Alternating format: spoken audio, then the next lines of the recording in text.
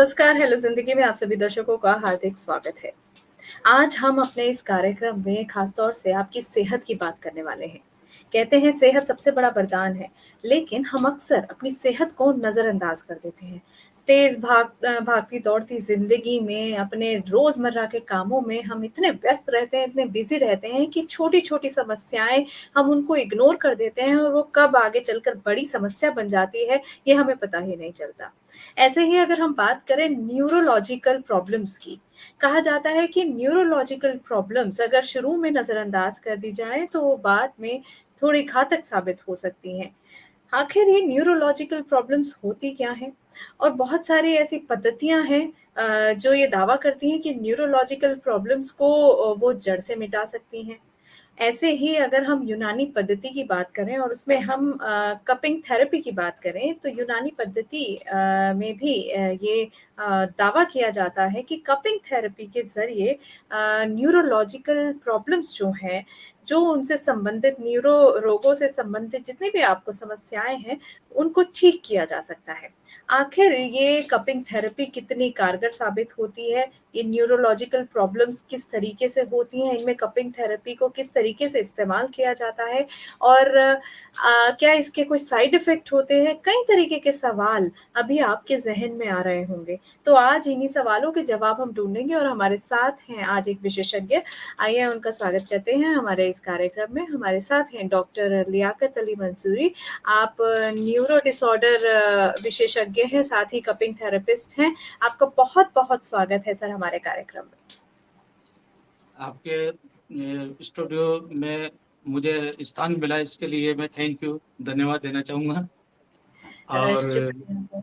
जी, आज cupping therapy के बारे में आप अगर बात करना चाह रहे हैं तो ज़रूर जी। इस बारे में डिटेल से बताएँगे। जी।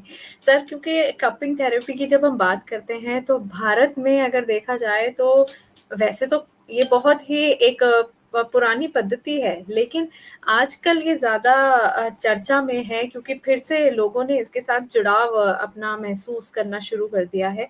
तो सबसे पहले आपसे कि कपिंग थेरेपी क्या है ये चीज़ समझें, उससे पहले हम न्यूरोलॉजिकल प्रॉब्लम्स के बारे में जानना चाहेंगे क्योंकि आप एक न्यूरो विशेषज्ञ हैं, न्यूरोलॉजिस्ट हैं, तो पहले हम आपसे ये समझना चाहेंगे कि न्यूरोलॉजिकल प्रॉब्लम्स क्या होती हैं? फिर हम आपसे ये समझना चाहेंगे कि कपिंग थेरेपी क्या है? फिर हम उसमें कैसे वो कारगर साबित होती है, उस पर हम बातचीत करेंगे। तो सर पहले दर्शकों के लिए अगर आप ये समझा दें कि ये न्यूरोलॉजिकल प्रॉब्लम्स किस तरीके की होती हैं और क्यों होती हैं? मैडम, न्यूरोलॉजिकल प्रॉब्लम तो कई तरह की होती है, जैसे दिमाग से रिलेटेड भी है और शरीर से रिलेटेड भी है। तो उस बारे में तो हम बात नहीं करेंगे, हम सिर्फ़ हिजामा से संबंधित बात करेंगे। जी। जो हिजामा से संबंधित बात है, वो हम इसमें जैसे हमारे शरीर में नमनेस है, सुन्न है कहीं, जैसे हाथों जी। में, पैरों में, कहीं भी अगर सुन्नपन है, यानी जी। सुन्नपन होने का मतलब है कि वहाँ ब्लड का सर्कुलेशन सही नहीं है, तो उसे हुँ, हम हुँ। इन थेरेपी से सही करते हैं। हुँ, हुँ, हुँ, हुँ। वहाँ जो कहीं जो रुकावट आ जाती है किसी पार्ट जी। में, तो उसको हम कपिंग थेरेपी के द्वारा हटाते हैं और नमनेस को सुन्नपन जो आ जाता है उसको हटा देते हैं। तो ये सुन्नपन में भी बहुत अच्छी कारगर है। इसके अलावा हमारे जो रीढ़ की हड्डी है, ऊपर गर्दन से लेके नीचे तक जो हड्डी हो, इसके बहुत सारे पार्ट्स हैं। इसके अंदर कई बार जो हमारी नर्व जो चलती है, इसमें स्टेनोसिस हो जाती है, मतलब जगह कम हो जाती है या किसी तरह से बल्ज हो जाती है, रीढ़ की हड्डी खिसक जाती है या उसमें ऑस्टियो अर्थराइटिस हो जाती है, तो उसको हम हिजामा के द्वारा ठीक करते हैं। इसके अलावा इसमें जैसे कहीं जॉइंट में अगर नर्व दबी है, तो वहाँ भी हम हिजामा के द्वारा उसको सही करते हैं और दर्द में आराम हो जाता है। इसके अलावा टेनिस एल्बो वगैरह है, कई जगह हमारे जॉइंट में नर्व आती है, जी। वो कहीं कंप्रेस है, किसी वजह से दबी हुई है, तो हम कपिंग थेरेपी के द्वारा उसको बाहर निकालते हैं। इसके हुँ। अलावा हम हमारे कहीं जो है पार्ट खराब हो गए हैं, जैसे गैंग्रीन टाइप का है, गैंग्रीन हो जाता है, जैसे घाव है और वो मिट नहीं रहा है, तो ऐसी जगह भी हम कपिंग करके और उनको हटाते हैं। तो ये जी। न्यूरोलॉजिकल से संबंधित है, जो हमारी हिजामा पद्धति काम करती है। जो जी। नर्व से है, दबी हुई है, या वहाँ वो डेड हो गई है, या वो ओल्ड नर्व हो के वो एक डेब्रिस टाइप का हो गया है वहाँ, तो उसको हम हटाते हैं और उसको सही करते हैं। हमारे यहाँ जी, कई तरह की ये जो रीढ़ की हड्डी में जो नसें दबी हुई है, या वो किसी तरह से धक्का लगने से, रीढ़ की हड्डी में धक्का लगने से नर्व खिसक गई है या कंप्रेस हो गई, तो उसको हम निकालते हैं। जी, ये इजामा पद्धति में मेन काम है, जो एलोपैथ में ऑपरेशन से भी नहीं हो पाता है। ऑपरेशन करने के बाद भी वो और बिगड़ जाता है केस। लेकिन हम बिना ऑपरेशन के हिजामा थेरेपी से नर्व को दबी हुई नर्व को बाहर निकालते हैं और रुकावटों को वहाँ से हटाते हैं, रिमूव करते हैं, और वो बिल्कुल ठीक हो जाता है। हम 3 महीने का समय देते हैं उनको। 3 महीने का समय, मतलब आप मिनिमम 3 महीने का समय सजेस्ट करते हैं। मिनिमम और 3 महीने का समय देते हैं इसमें। जी।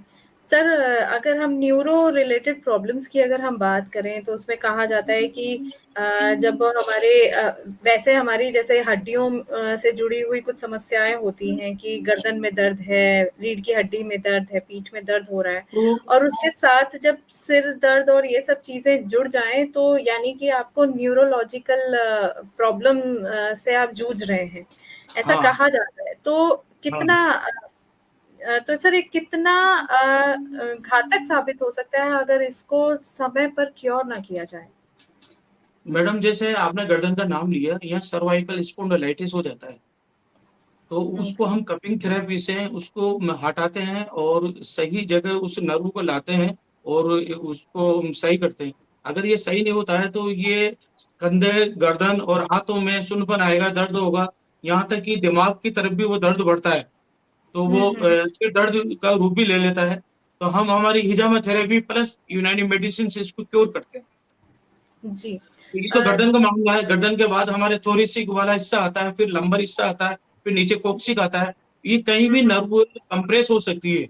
तो ये एलोपैथी में इसका ऑपरेशन है, हुँ, प्रॉपर हुँ। इलाज नहीं है। हमारी यूनानी थेरेपी में हम इसको जी, हिजामा के द्वारा इसको सही करते हैं। मेडिसिन जी। से उसका दर्द भी, और वहाँ सूजन है या किसी तरह की जो है रुकावट है, तो वो हिजामा थेरेपी से हम सही करते हैं। मेडिसिन प्लस हिजामा थेरेपी दोनों से हम इसको सही करते हैं। दोनों के ज़रिए क्योर किया जा सकता है जी, और जी। ऑपरेशन की कोई ज़रूरत नहीं ऑपरेशन की पड़ती है ज़रूरत इसमें। ही नहीं होती। ऑपरेशन होने के बाद कई लोग और ज़्यादा तकलीफ में आ गए हैं, और ज़्यादा उनको 2-2 बार ऑपरेशन कराने पड़े हैं, और ज़्यादा हो गए हैं। मेरे पास इस तरह के पेशेंट आते हैं कई, कि जिन्होंने हुँ, 2-2 बार ऑपरेशन करवा लिए हैं, और जी, बल्कि और ज़्यादा हो गया। आराम तो नहीं हुआ उनको, और ज़्यादा हो गया। ऐसे लोगों को हमने बहुत राहत दी है। जी, जी। सर, हिजामा की अगर बात करें, कपिंग थेरेपी की अगर बात करें तो इसमें भी इस थेरेपी के कई प्रकार हैं। तो 2 प्रकार। जी। जी, तो वो किस तरीके की थेरेपी होती है और ख़ास तौर से जब हम न्यूरो रिलेटेड रोगों की बात करते हैं तो इसमें जी। कौन-सी टाइप की थेरेपी से ट्रीटमेंट किया जाता है?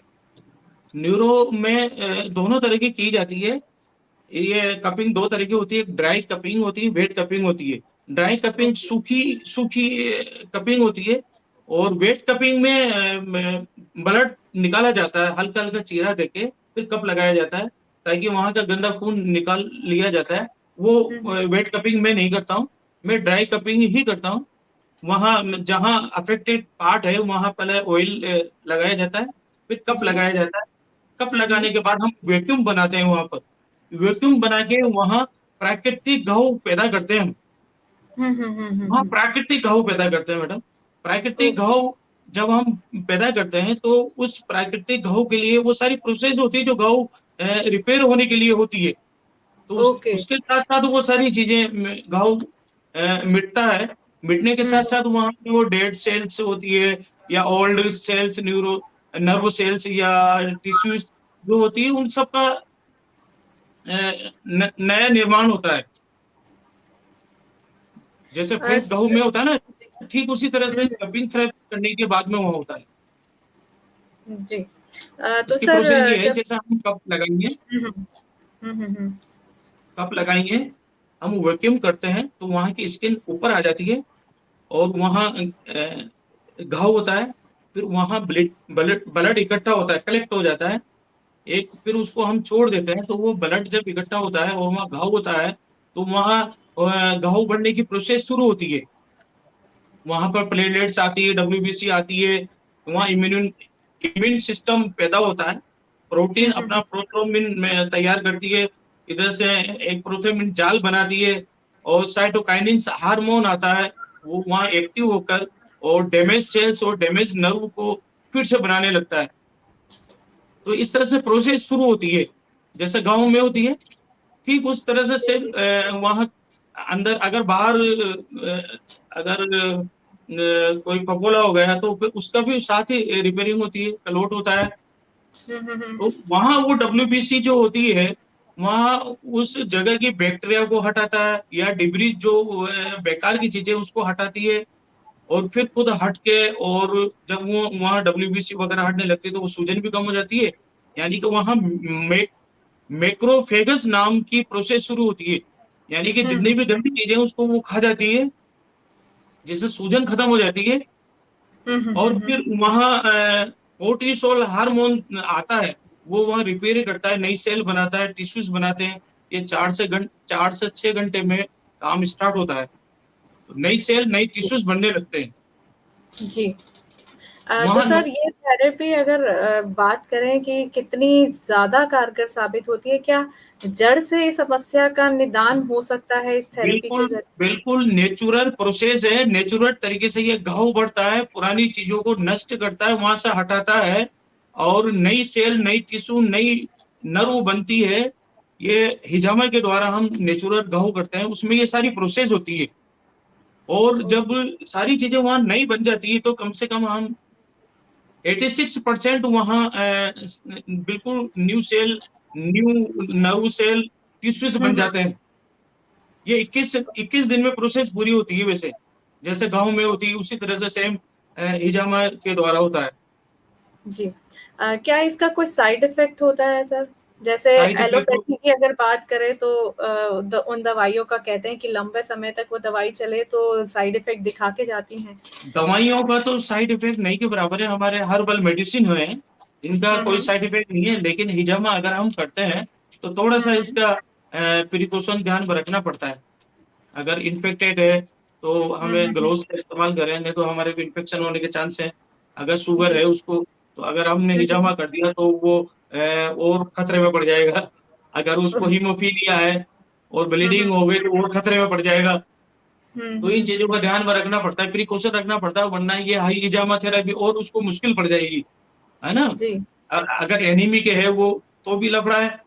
अगर उसको दिल की किसी तरह की बीमारी है और हमने यहाँ कलेक्ट कर लिया और उसने देख लिया, तो वो घबरा जाता है, टेंशन में आ जाता है हुँ। मरीज़। इन सब चीज़ों का ध्यान भी रखना पड़ता है पहले, पेशेंट की हिस्ट्री लेनी पड़ती है। तो ये प्रिकॉशन है मैडम। तो सर अगर किसी को अपने न्यूरोलॉजिकल समस्याओं से रिलेटेड ये थेरेपी लेनी है, कपिंग थेरेपी वो लेना चाहता है, तो हाँ, हाँ। क्या-क्या बातें हैं जो उसको पहले ध्यान में रखनी चाहिए और उसके बाद ही डॉक्टर को उसको कॉन्टैक्ट करना चाहिए?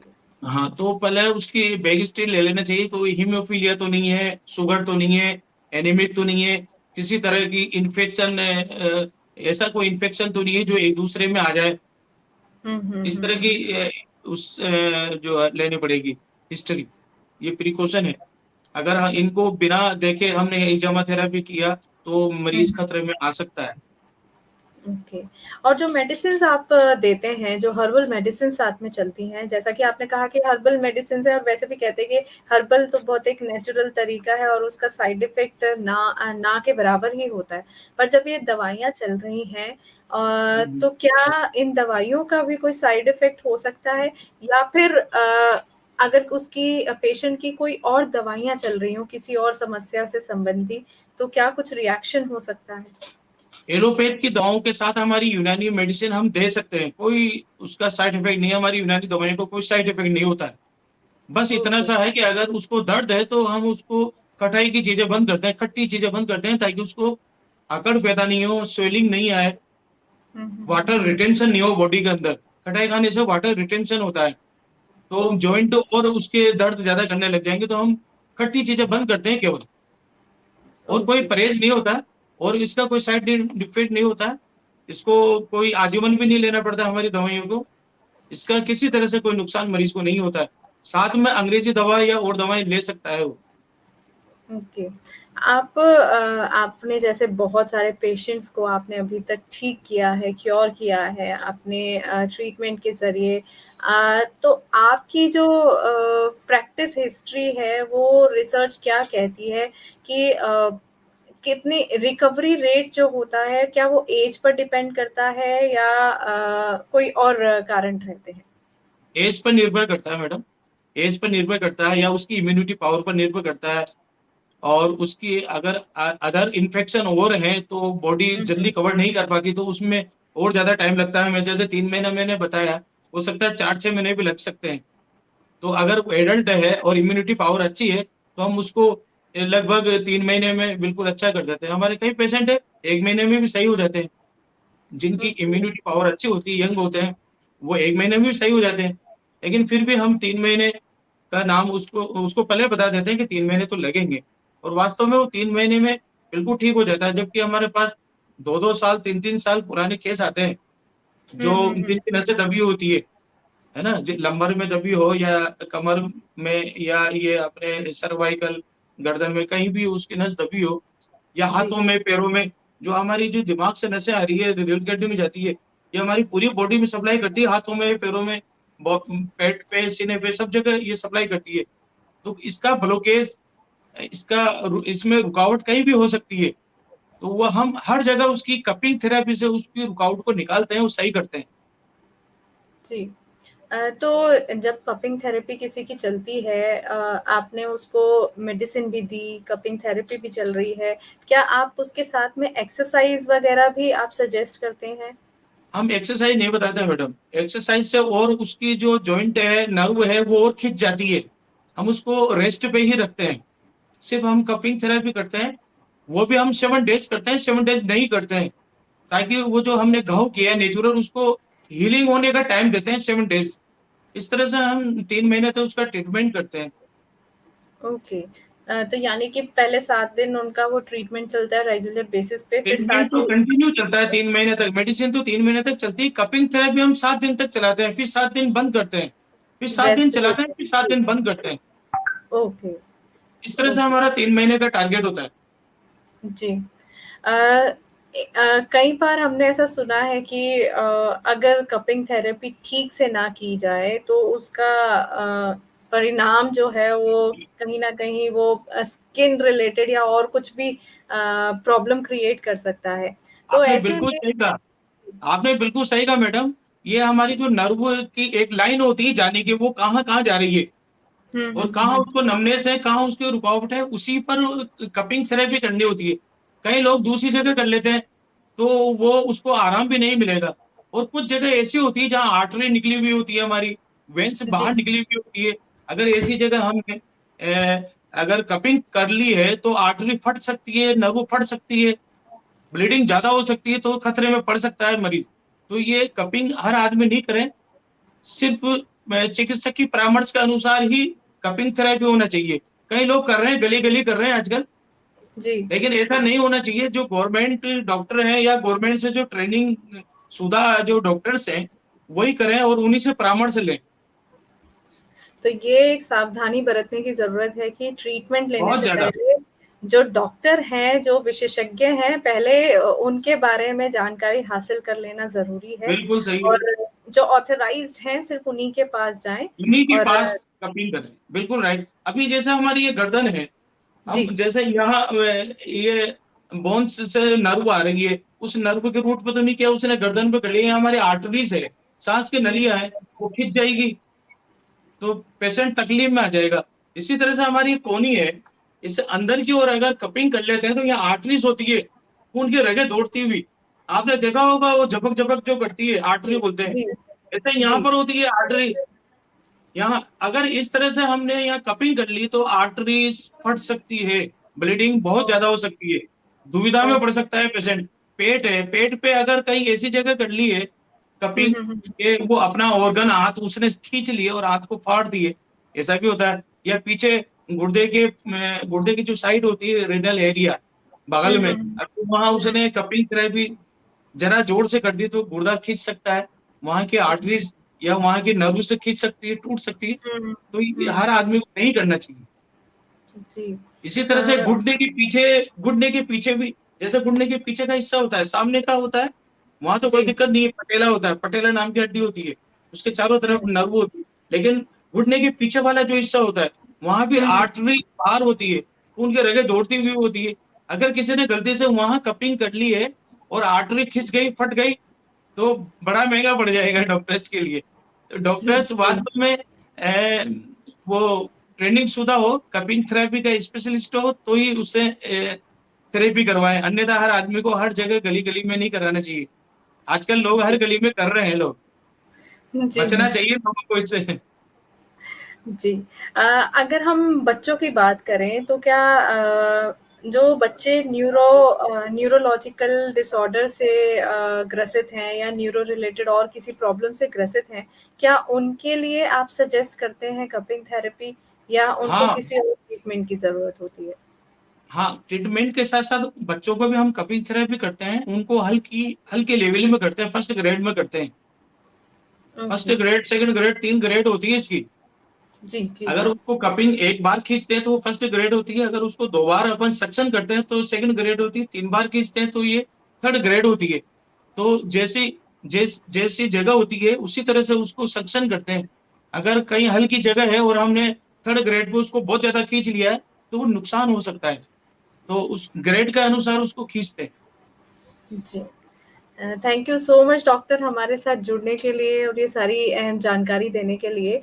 समय की हमारे पास पाबंदी है इसलिए ज़्यादा thank you there madam, thank you. चर्चा करना हमारे लिए वो पॉसिबल नहीं हो पाएगा लेकिन जितनी जानकारी हासिल करें उतनी कम है। पर सर चलते-चलते आपसे वो कुछ हम टिप्स एज़ अ एक्सपर्ट क्योंकि आप एक डॉक्टर हैं, आप एक एक्सपर्ट हैं, तो आपसे टिप्स लेना चाहेंगे कि अगर कोई न्यूरोलॉजिकल समस्याओं से परेशान है और वो कपिंग थेरेपी लेना चाहता है या वो यूनानी पद्धति की तरफ आना चाहता है, तो उनके लिए क्या कुछ सुझाव, क्या कुछ टिप्स आप देना चाहेंगे? मैडम शायद आपको पता नहीं होगा, मैं बताऊँगा आपको कि उसको कोई रोग नहीं है, फिर भी हिजामा थेरेपी कराते हैं। क्यों कराते हैं? हुँ, हिजामा थेरेपी इसलिए कराते हैं, जैसे उसकी उम्र छिपी रहे। जैसे उम्र के साथ-साथ झुर्रियाँ पड़ जाती है, तो हमारी जी, कपिंग थेरेपी स्किन को रिन्यूअल करती है। अगर हम ओके। इसको अगर हम कपि चेहरे की अलग होती है, हर जगह अलग-अलग थेरेपी होती है। जैसे चेहरे पे झुर्रियाँ होती है, तो उसकी अलग थेरेपी होती है। अगर हुँ, हम हुँ, इस हुँ। तरह से अपनी बॉडी पर अगर हर साल अगर जी। कपिंग थेरेपी कराते रहें, तो शायद हुँ, हम हुँ। बुजुर्ग नहीं होंगे, उम्र हमारी दिखाई नहीं देगी। हुँ, जिस हुँ, तरह हुँ। से फ़िल्म स्टार रेखा है या कहीं जी, और भी है, ये बाहर जाते हैं कपिंग थेरेपी कराने बॉडी की। ओके। तो ये क्या है, इनकी जो स्किन है वो ओल्ड नहीं हुँ, होती है, उसमें हुँ, हुँ, यंग मतलब यौवन अवस्था उसमें पैदा की जाती है। हमारी हिजामा हुँ, हुँ, थेरेपी नई सेल बनाती है, नई हुँ, स्किन हुँ, बनाती है, नई हुँ, नर्व हुँ, सेल टिश्यूज़ बनाते हैं, तो इसको हुँ, हुँ। इसमें काम लेते हैं। यौवन यौवन को बनाए रखने में भी हम हिजामा थेरेपी को काम लेते हैं। तो अगर जी। किसी को इस तरह की अगर चाहत है कि वो जवान बना रहे या वो अच्छा दिखाई दे, उसके चेहरे पे झुर्रियाँ नहीं दिखाई दे, तो उसको कपिंग भी करवाना चाहिए। तो हम तो ऐसे यानी लोगों को इतना करते हैं। जी, तो यानी कि डिप्रेशन या और चीज़ों से संबंधित जब हम परेशान हैं, तो उसमें तो ये कपिंग थेरेपी काम आती ही है। साथ ही अ, इससे और फ़ायदे ये होते हैं कि आपको वो हमेशा वो आपको यंग यौनावस्था बनाए में रखती रखती है। है। अगर बिना रोग के भी अगर वो हिजामा थेरेपी कराता है, हुँ, तो वो जी, उसकी यौनावस्था बनी रहती है। यौवन जी। उसका बना रहता है। जी। Thank you so much sir हमारे साथ जुड़ने के लिए और दर्शकों आपका भी बहुत-बहुत शुक्रिया हमारे साथ जुड़ने के लिए और इस वीडियो को लाइक और शेयर ज़रूर कीजिएगा, बहुत अहम जानकारी है, इसको आप फॉरवर्ड ज़रूर कीजिएगा। फ़िलहाल मैं आपसे इजाज़त लेती हूँ, लेकिन आपको याद दिला दूँ कि अगर आपने हमारा फ़ेसबुक पेज अभी तक लाइक नहीं किया है, तो उसको लाइक कर लीजिए। अगर हमारा यूट्यूब चैनल सब्सक्राइब नहीं किया, तो उसको सब्सक्राइब कर लीजिए, बेल आइकन को प्रेस कीजिए ताकि जो भी ज़रूरी अपडेट हैं, वो सारी आप तक टाइमली पहुँच सके। फिलहाल मैं आपसे इजाज़त चाहती हूँ, खुश रहिए, मस्त रहिए, कल फिर मुलाकात होगी, नमस्कार। थैंक